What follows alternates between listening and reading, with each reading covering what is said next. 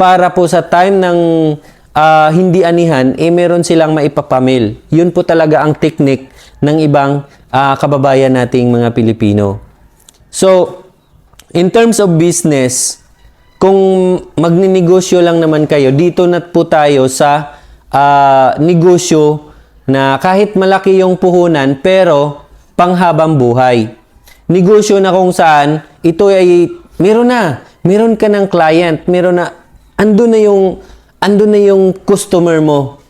Hindi na ikaw yung lalapit pa sa customer na kailangan mo pang ibenta, marami pang presentation. Hindi na. Kapag malalaman po kasi ng mga kapitbahay mo, ng kabarangay mo, na meron kang rice mill, lalo na kung maganda yung makina mo at yung output ng bigas, siguradong puntahan ka at pupunta sila sa inyo para magdala ng sako-sakong mga palay para ipamil. Yun.